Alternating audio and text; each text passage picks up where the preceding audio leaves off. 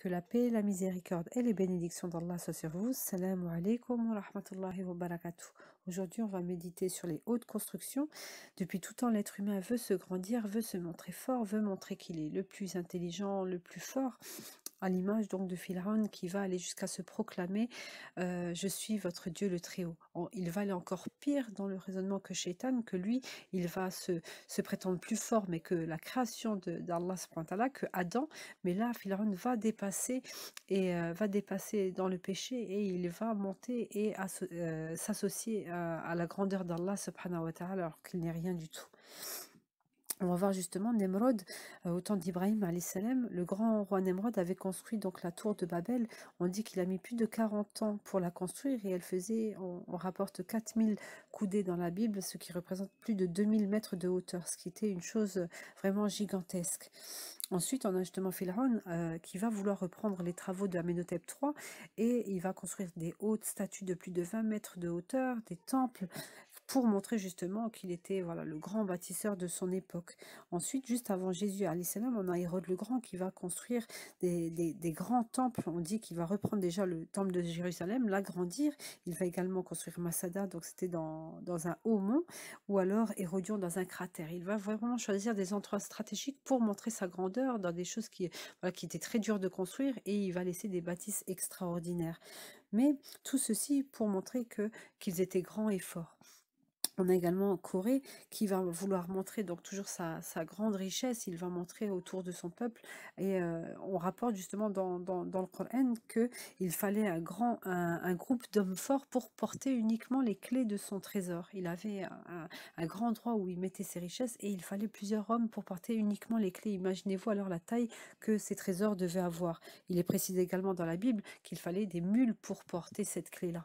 Donc on voit qu'il avait fait une course à la richesse et il avait, dans Tafsir de Tabari, on dit qu'il avait la connaissance de l'alchimie, il pouvait changer donc les métaux en or et qu'il avait également des connaissances dans l'élixir pour avoir des longues vies et de là il avait acquis une grande richesse. Donc on voit que toutes ces personnes-là ont été dans la course à la richesse, dans la course au pouvoir, à la gloire et on va voir que Moussa alayhi salam va être éprouvé également. Les Bani Israël vont lui poser une question, ils vont lui demander qui est le plus savant de notre époque. Et Moussa va dire c'est moi, alayhi salam. Mais Allah, il va lui faire comprendre qu'il y a plus savant que lui. Et il va s'orienter vers Al-Khidr, et c'est l'histoire de la Sourate Al-Kahf, et à la fin, il va raisonner, il va comprendre que donc Allah lui a permis d'avoir une science différente de celle de Moussa alayhi salam, et qu'il connaissait plus par la permission d'Allah Azza wa Jal. Dans cette morale d'aujourd'hui, on va comprendre que on trouvera toujours quelqu'un qui fera encore plus ou qui connaîtra encore plus ou qui aura plus de bien que nous et Allah veut nous faire comprendre que nous devons faire l'effort de comprendre, de vouloir avoir des nouvelles choses mais dans le but de plaire à Allah subhanahu wa ta'ala et pas dans le but d'être à l'image de Pharaon, de monter dans notre orgueil et d'arriver à vouloir être Dieu. Et justement, Allah va montrer leur fin à ces personnes-là. Pour Nemrod, on va voir que Allah va l'humilier. Donc, il était monté dans sa tour pour aller essayer de tuer. On dit qu'il avait pris des flèches, il essayait de tirer vers le ciel.